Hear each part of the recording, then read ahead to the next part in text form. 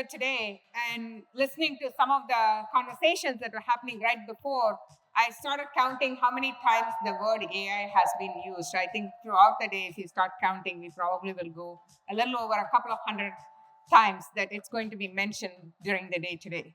But what I wanted to kind of talk about is a little bit broader.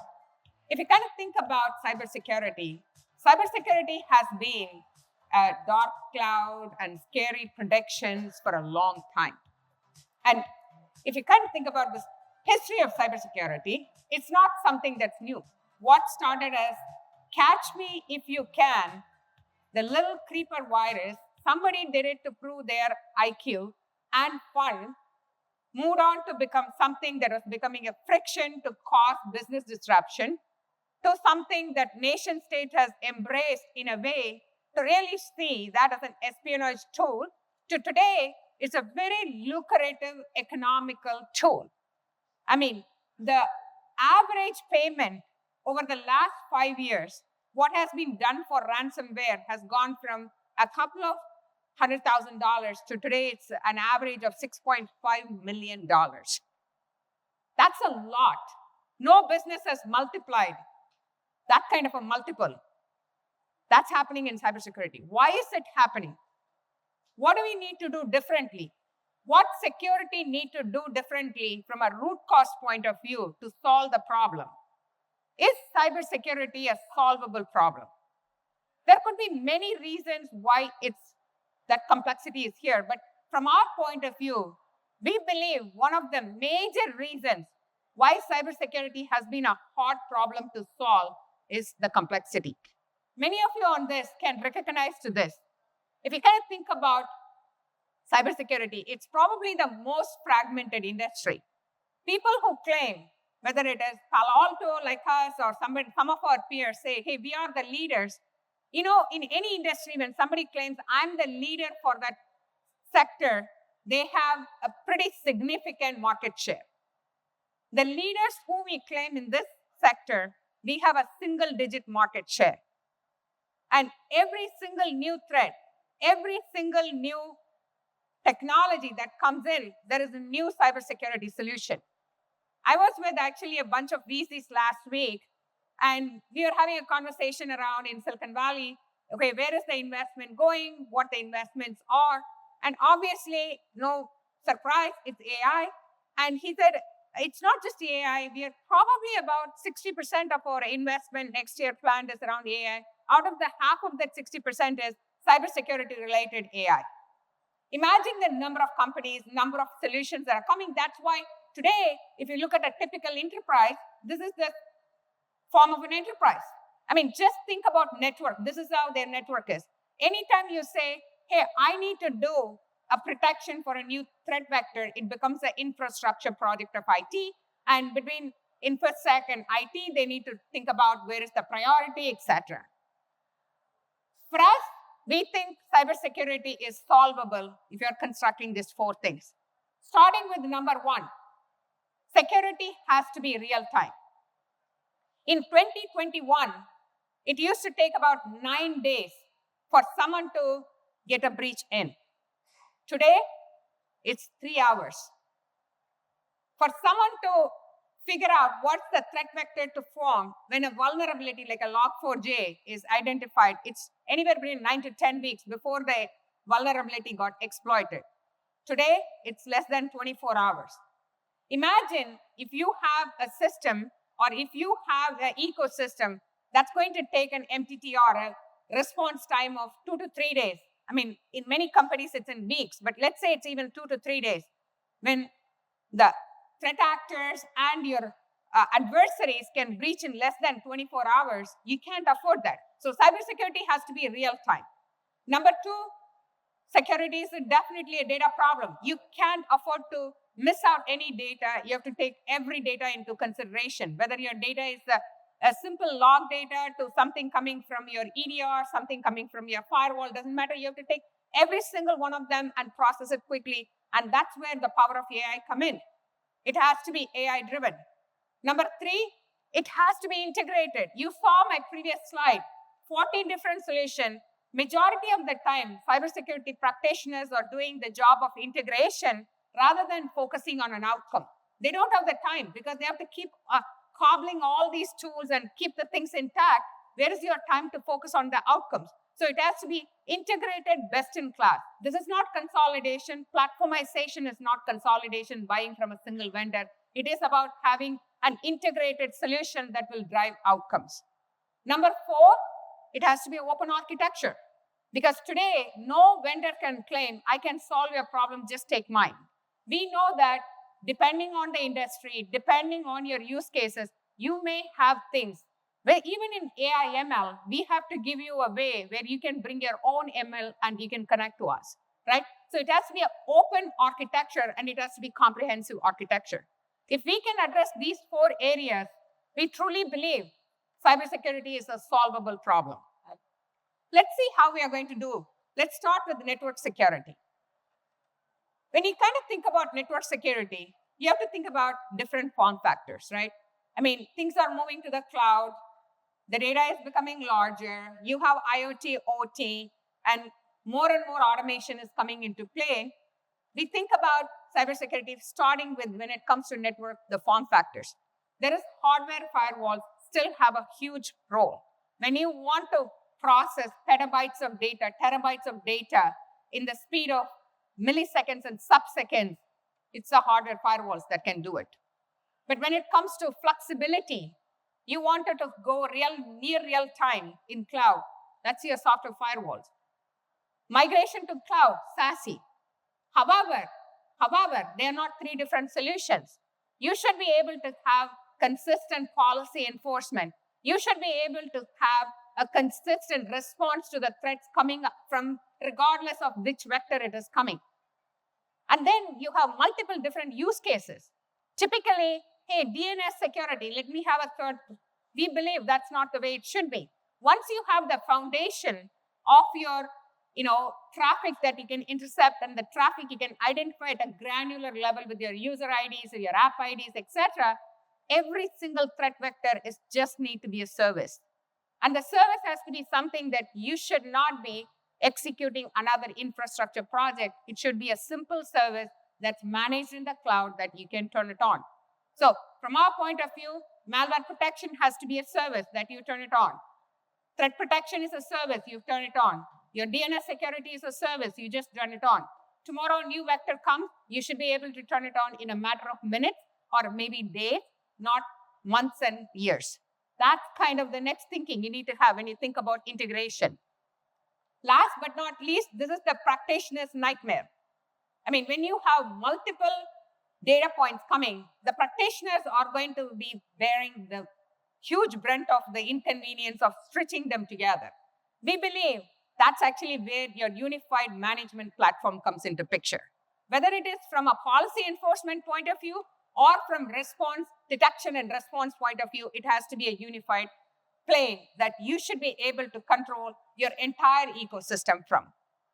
Let's talk about 3 major innovations, our recent innovations that we feel that it's going to be super critical in today's world. Start with AI. Today in the morning session, we heard about AI. How do you secure AI by design and how you are going to ensure you're securing your users? We look at AI in 2 ways. When you think about AI, you have to see how you're going to secure your users from AI. 2, how you're going to secure AI by design itself, which means your applications have to be secured as well. In today's world, if someone says like, hey, I am AI, I tell in 2 years from now, maybe even 3 years from now, every single application provider, every single vendor is going to have, it's like somebody saying, I have UI in my application. You don't buy that. UI is part of it. AI is going to be that way.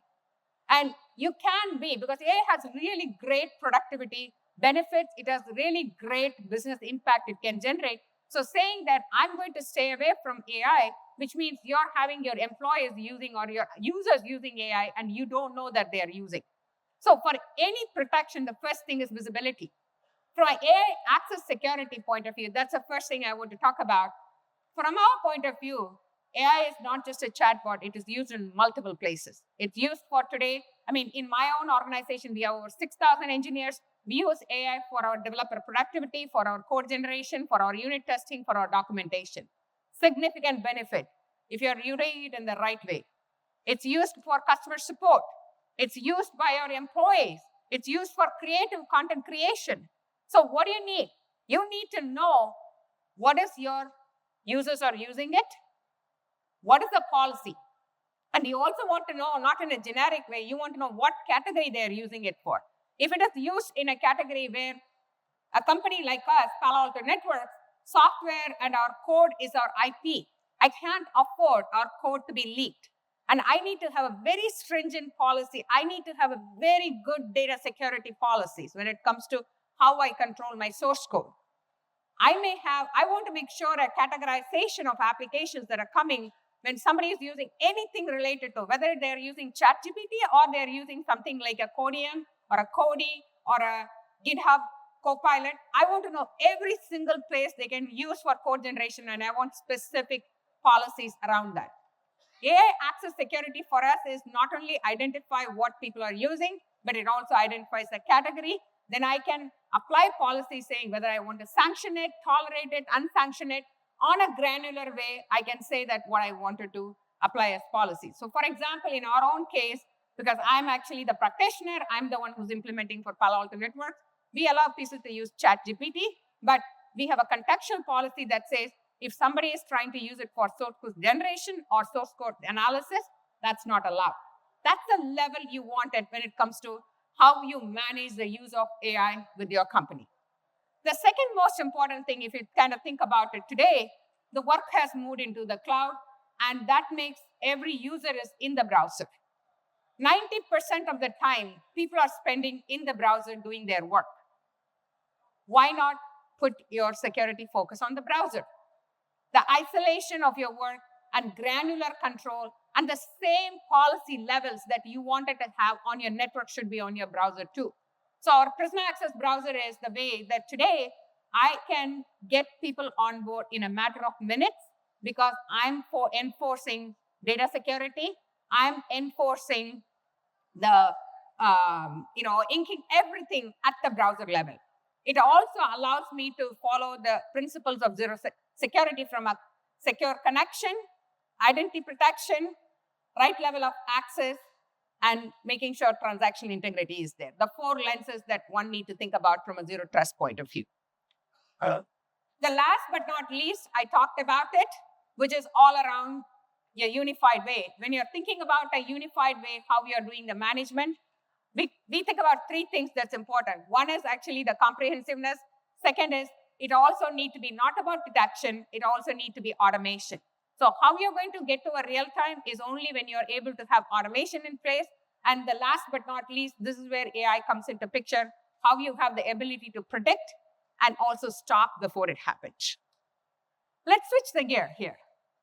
The second important area is cloud. I mean, we all know that today in the world, any company, pretty much I can say every company is in the cloud in some fashion or the other. Either you have your applications in the cloud or you're consuming from SaaS.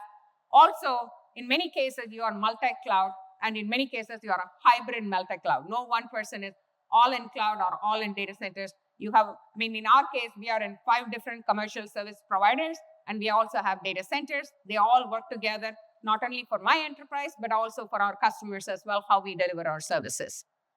So when it comes to cloud, why is it different? Security has been securing things for a long time. Assets, what is different? Cloud has removed the barrier. Before cloud, if somebody wants a compute, they have to come to IT. They have to come to there's no easy way to buy a machine and come and rack it up and stack it up and get running. There's a whole bunch of barriers. Cloud completely, which is great because now the productivity has gone up. But what happened is we have 6,000 engineers. They are running way ahead of the InfoSec guys. So the first thing, like to start with any place, is the visibility. So most of the companies will start with saying, hey, I need to know what's happening. I need to know what's happening in the cloud. I need to know who's configuring the cloud, what the vulnerabilities are. So cloud security posture management, CSPM, is the solution you see. Most of the companies, they start about cloud security. The problem is, when you put CSPM, it's fantastic, But this is what you get. 100,000 of alerts. And I tell in my team, I have 6,000 engineers and 6 people who are InfoSec chasing the 6,000 engineers. Impossible. And the engineers are not going to listen to you. And the engineers think they're definitely way more smarter, which they are to some extent. They're not going to listen. What do I need to do? I need to know how to provide the right kind of things. The thing that my InfoSec guys ask is, hey, you have 100,000 alerts to me, prioritize to me, right? That's where the AI comes into play. We have over 4,000 AI models that sits right there telling contextually what is the issue and how it is going to be from an attack point of view. When you're coming into the cloud, you just don't want to see the alert. You want to see what a particular vulnerability is and what that attack path for that vulnerability could be in your cloud, and also what data elements it's connected to. You may have a severe vulnerability, but it is not connected to any data. That may not be a high score. But if it is something that's not even a high vulnerability, but if it is connected to your important PII data or it is important financial data of your organization, that's a higher score for you. At the end of the day, it's the outcome. It's not just a pure non-contextual data, right? So how do you get into that very quickly with a score? Not only that, you want to make sure that's getting resolved upfront. In cloud, most of the time, unlike when you're not in the cloud, you're handcrafting, most of the things are blueprinted. Nobody comes and says, build me a server or get me a container. You have a blueprint. If you have a vulnerability in your blueprint, you're replicating. Typically, by going and fixing things in the blueprint, you're probably taking care of a significant portion of your vulnerability. So with our cloud, we really push it to the left, saying start from your software supply chain. That's actually the most important thing. Not only it's important from a software supply chain, you can say, hey, I've done every prevention that's required, from making sure the blueprint is right, making sure we are looking at the configurations are right, but why do I need to worry about runtime? In cloud, the biggest thing is your containers. The containers can be configured dynamically during the runtime. And you also have your memory vulnerabilities that are much higher in your cloud environment, and the exposure is higher, and you want to make sure that's taken care as well. So your runtime security becomes equally important. When it comes to cloud, we truly believe, unlike in the traditional way, you have to think about code to cloud, which is actually all the way from your left to the right. But not really there, the bug stuff there. You need to really think about how you're going to respond as well, because things are happening at light speed. When you detect something, you want to make sure there's a response that's also automated. The automation of the response is done in such a way that you have a significant amount of data that's getting churned through, and that's where comes our Cortex platform. What is Cortex is all about? This is about the security operations. If you kind of think about cybersecurity, we are doing everything to prepare ourselves, protect and defend, right? We think about from a defense point of view, the last line of defense is your SOC. Anything that happens beyond that, at that point in time, you're just responding. Things have happened, right? So when it comes to SOC, we truly believe the problem that SOC deals with today is searching for needle in the haystack. I mean, they're buried with alerts. They're buried with the number of things that are coming at them. And you see that consistently, people are trying to figure out which one to choose, which data to look at, which data to ignore. But if you can think about it, it's like me telling, I've closed my house, every window, everything, but I'm just going to leave one window open because I'm hoping that the intruder is not going to come through that window. We know that. That's not the way it works. The weakest link is what is going to get exploited, and if you're not paying attention to every single data, that's what is going to get you. So from our point of view, when it comes to SOC, you have to take every single data into consideration, including the raw data from your machine logs. The context is important. There are 3 things that comes really important to have your SOC to be an autonomous SOC. Number 1, your data. Number 2, how you are stitching your data together. Number 3, once you stitch your data together, how you're going to have the automation in such a way that you can actually respond in near real time. And that's kind of what you're seeing here. And that's actually how we think SOC should be. It is going to be a unified UI where things are automated, where things are responded in a near real-time fashion, where you can actually have things that, for example, in our own SOC, we process about 56 billion events a day, and we have over 10,000 AI models that process through the data, and at any point in time, we are only responding to 100 to 110 incidents. And out of that, 70% is automated. No human get involved. And the other 30%, only 1 or 2 gets forensics. The others are also automated playbook. Just someone says, go and execute that playbook. And our MTTR is less than a minute today. And that's only possible if you have the right kind of AI solutions and automation in place. I'm getting the thumbs up, so I'm going to just rush through this, which we kind of talked about it. And just to wrap it up, the point that I wanted to put in front of you, the thing that I want to submit in front of you is security is a solvable problem.